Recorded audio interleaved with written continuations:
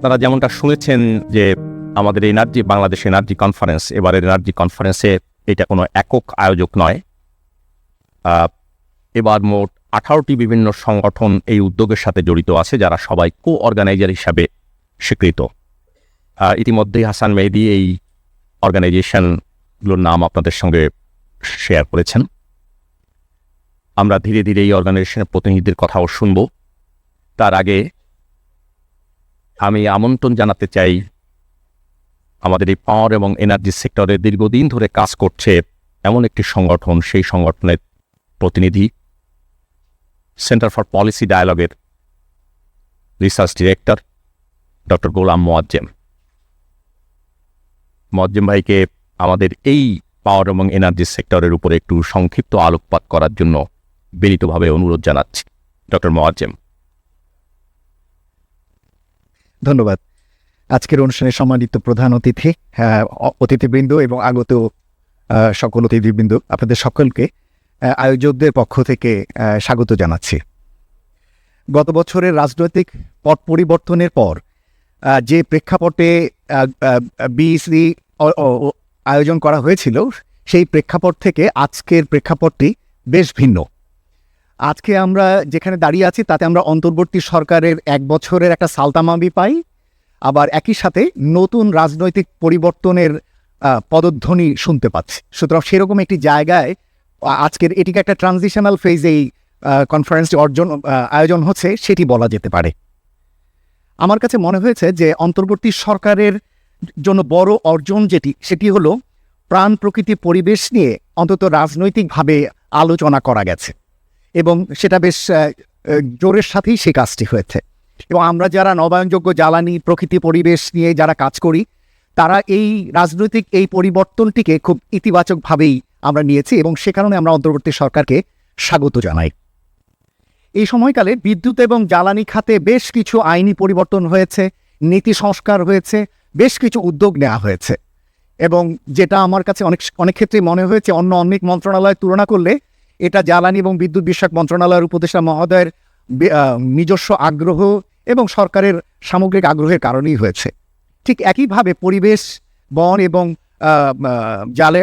জলবায়ু পরিবর্তন নিয়েও কিন্তু আমরা বেশ কিছু নীতি, আইনি কাঠামো এবং কার্যক্রম আমরা দেখেছি, যেটা সংশ্লিষ্ট মন্ত্রণালয়ের মন্ত্রী যিনি উপদেষ্টা যিনি উপস্থিত রয়েছেন, তার নিজস্ব আগ্রহী এই জিনিসগুলো হয়েছে। কথাটি এ কারণে বলছি, এই সময়কালে আরও অনেক উপদেষ্টা এবং মন্ত্রণালয় দেখা গেছে যেগুলো অনেকটাই নির্জীব, নিষ্ক্রিয় মনে হয়েছে। সেই জায়গাটিতে অন্তত ব্যতিক্রমীভাবে 2-3টি মন্ত্রণালয় এবং কার্যক্রমটি যদি আমরা বলি, সেই জায়গাটিতে এই দুটো মন্ত্রণালয়ের কার্যক্রমকে আমরা আলাদাভাবে চিহ্নিত করতে পারি। কিন্তু এই পরিবর্তনগুলো যেটি ইঙ্গিত করে সেটি হলো সরকারের রাজনৈতিক অবস্থানের একটি পরিবর্তন ইঙ্গিত করে।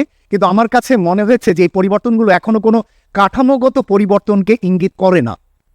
কেননা কাঠামোগত পরিবর্তন ইঙ্গিত করলে যেটি দরকার সেটি হচ্ছে যে সরকারের রাজনৈতিক মেসেজগুলো সরকারের প্রশাসন যন্ত্রের মাধ্যমে স্থানীয় পর্যায়ে সেটি বাস্তবায়নের ক্ষেত্রে একটি পূর্ণ সমন্বিত একটি উদ্যোগ দরকার।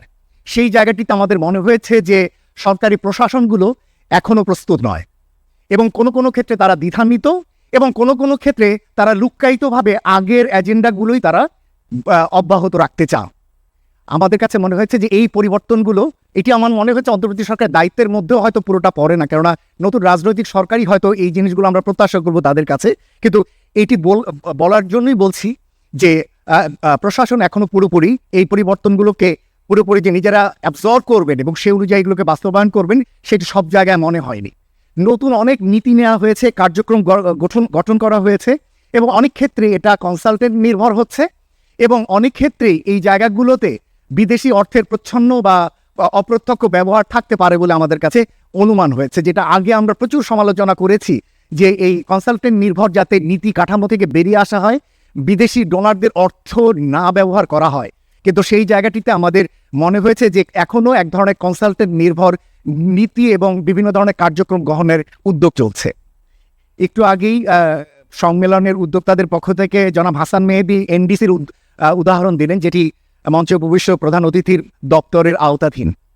আমরা কিন্তু প্রত্যাশা করেছিলাম যে এনডিসি করবার ক্ষেত্রে একটি জাতীয় পর্যায়ে ভালো রকমের কনসালটেশন হবে। আমরা যখন এই প্রস্তুতি তাদের কাছে করেছিলাম, তারা বলেছেন হ্যাঁ আমরা তো অনেক কনসাল্ট করেছি, কিন্তু কনসালটেশনগুলো হয়েছে বিভিন্ন মন্ত্রণালয় কেন্দ্রিক, এবং সিভিল সোসাইটিকে সবার শেষে একটি অনুষ্ঠানে ডাকা হয়েছিল যখন অলরেডি খসড়াটি প্রস্তুত এবং জমা দেওয়ার প্রায় ডেডলাইনের কাছাকাছি। এই যে একটা প্রক্রিয়া, এই প্রক্রিয়াটি কিন্তু আমরা আগে সমালোচনা করেছি এবং আমরা চেয়েছিলাম যে একটা অন্তর্ভুক্তিমূলক একটি নীতি কাঠামো তৈরির উদ্যোগ চলবে। এই সমস্যাটি আমি বলবো না যে এটি মন্ত্রণালয়ের উপদেষ্টা মহোদয়ের, এটি আসলে এই যারা প্রশাসন যন্ত্রের ভিতরে রয়েছেন তারাই আসলে এই ধরনের ওনারশিপগুলো ছড়িয়ে দিতে এখনো প্রস্তুত নয়। অনেক ক্ষেত্রে কোনো ক্ষেত্রে তারা আসলে অপ্রস্তুত এবং অস্বস্তিও বোধ করেন। এবং আরেকটি জিনিস এখানে আমাদেরকে বলা দরকার, এই কনসালটেন্ট ভিত্তিক এই নীতি কাঠামো প্রণয়ন থেকে আমাদের বেরিয়ে আসা দরকার। আমরা চাই যে আগামী দিনগুলোতে যে কোনো মন্ত্রণালয় কেন্দ্রিক যে কোনো নীতি কাঠামো মাননীয় উপদেষ্টা মহোদয়ের মাধ্যমে আমরা অনুরোধ করব যে এই যে কোনো নীতি বা আইনি কাঠামো, আইন তো আলাদা, নীতি এবং যে কোনো ধরনের কার্যক্রম গ্রহণের যদি বড় উদ্যোগ দরকার হয়, যেখানে টেকনিক্যাল নলেজ দরকার আছে, সেগুলো যাতে একটি কমিটি বা কমিশনের মাধ্যমে করা হয়, স্বল্পমেয়াদী একটি কমিটি বা কমিশনের মাধ্যমে করা হয়, এবং সেখানে বিভিন্ন ধরনের যারা এক্সপার্ট তারা উপস্থিত থাকবেন সেখানে, এবং প্রয়োজন বোধে যদি টেকনিক্যাল এক্সপার্টিস দরকার হয় তারা নেবেন। কিন্তু এটি যাতে মন্ত্রণালয়ের একজন যুগ্ম সচিব বা যা উপসচিব বা অ্যাডিশনাল সেক্রেটারির তত্ত্বাবধানে একজন কনসালটেন্টের মাধ্যমে যেটি হয়ে থাকে, এই প্রক্রিয়াটি বন্ধ করা দরকার। আমরা চাই যে আপনারা এমন কিছু একটা মেসেজ দিয়ে যাবেন রাজনৈতিক সরকারকে যে আগামী দিনে যাতে নীতি কাঠামো প্রণয়নে দক্ষ ব্যক্তিদের জ্ঞানের সমৃদ্ধি ঘটে, প্রযুক্তিগত এবং টেকনিক্যাল যদি নলেজ দরকার হয় সেগুলোর যাতে সম্মিলন ঘটে, এবং জাতীয়ভাবে যাতে একটা ওনারশিপ কেন্দ্রিক যাতে নীতি কাঠামোগুলো প্রণয়ন হয়, এরকম একটি কাঠামো যদি আপনারা রেখে যেতে পারেন যেটা আগামী দিনে প্রতিপালিত হবে, সেটি আমাদের জন্য আপনাদের কাছে খুবই প্রত্যাশার জায়গা। পরিশেষে আমি জ্বালানি রূপান্তরের পাশাপাশি যেহেতু দলীয় একটি রাজনৈতিক পরিবর্তনের আমরা প্রায় দ্বার প্রান্তে রয়েছি, সেই দিক থেকেও আমাদের কিছু জানবার ইচ্ছা আছে। আমি যেটি জানতে চাই যেটি হচ্ছে নতুন রাজনৈতিক সরকারগুলোর জন্য অন্তর্বর্তী সরকার কিভাবে মেসেজগুলো পাস অন করতে চান, কি মেসেজ দিতে চান সেটা আমাদের কাছে পরিষ্কার, কিন্তু কিভাবে এগুলো নতুন সরকারের কাছে যাবে এটি একটু যেন পরিষ্কার হয়, যাতে নীতি ধারাবাহিকতা থাকে। আমরা কোনো ক্ষেত্রে ভীত আছি আবার না নতুন সরকার এসে নতুন করে আবার বিদ্যুৎ কেন্দ্র স্থাপনের, আবার ফসিল ফুয়েল বেসড বিদ্যুৎ কেন্দ্রের দিকে তারা না আবার চাপ দেন।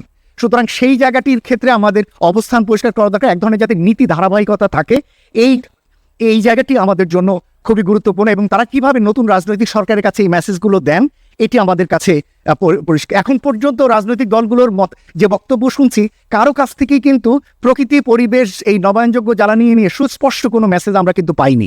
সুতরাং আমাদের জানবার আগ্রহ রয়েছে যে কিভাবে আমরা আগামী দিনগুলোতে একটি কংক্রিট মেসেজ তাদের কাছ থেকে পাবো, সেটি একটি বিষয়। পরিশেষে আমি শেষ করব আরেকটি ছোট বিষয় বলে, সেটি হলো যে আগামী দিনের নীতি নির্ধারকরা আসলে কেমন হবেন, সরকারি দল কেমন হবেন, বিরোধী দল কেমন হবেন, এবং তাদের চরিত্রের উপরে নির্ভর করবে এই যে আমাদের সিভিল সোসাইটির এই যে কার্যক্রমগুলো, এটা আমরা কতটা সুচারুভাবে আগামী দিনে বাস্তবায়ন করতে পারবো। এমনকি আমি তো আশা করছি যে মঞ্চে উপবিষ্ট উপদেষ্টা মহোদয় তখন আমাদের দিকেই আসবেন, তখন তারও একটা রোল থাকবে এই কার্যক্রমগুলো আগামী দিনে কিভাবে আমরা নিয়ে যেতে পারবো সেটি। আমাদের যেটি মনে হয়েছে যে অনেক ক্ষেত্রে নীতি নির্ধারকরা এবং প্রশাসনের যারা উচ্চ পদে রয়েছেন তারা অনেক সময় জ্ঞানভিত্তিক নীতি প্রণয়নে উৎসাহী নন, এবং তারা জ্ঞান সমৃদ্ধ বিষয় নিয়ে আলোচনা করতেও খুব বেশি আগ্রহী নন। সুতরাং প্রশাসনে বিশেষায়িত একটি প্রশাসন দরকার, এবং এই বিশেষায়িত প্রশাসনের কার্যক্রমগুলো যাতে সংশ্লিষ্ট মন্ত্রণালয়ের যারা বিশেষায়িত ব্যক্তিবর্গ তাদের মাধ্যমে যাতে এই প্রশাসনগুলো পরিচালিত হয়, এরকম ধরনের একটা প্রশাসনিক কাঠামো যদি আসে আগামী দিনে, এবং সেটির জন্য যদি অন্তর্বর্তী সরকার এই পাবলিক সার্ভিসের ক্ষেত্রে যদি কিছু ইঙ্গিত দিয়ে যেতে পারেন, সেটি আমার মনে হয় আগামী দিনে আমাদের কাজ করার জন্য বা এই যে প্রকৃতি, পরিবেশ এবং নবায়নযোগ্য জ্বালানি নিয়ে আমাদের যে কার্যক্রম সেটি চালানোতে অনেক ইতিবাচক ভূমিকা রাখবে। সবশেষে আমি আবারও এই বাংলাদেশ এনার্জি কনফারেন্স 2025-এর পক্ষ থেকে আপনাদের সকলকে এবং মঞ্চে উপবিষ্ট উপদেষ্টা মহোদয় এবং অন্যান্য যারা গেস্ট রয়েছে তাদেরকে ধন্যবাদ জানিয়ে আমার বক্তব্য শেষ করছি। আপনাদের সকলকে ধন্যবাদ। Thank you, Muazzam Bhai, for your excellent reflection on the current state of power and energy sector in Bangladesh and some of the major issues and issues that requires mass deliberation and discussion before framing a comprehensive policy package.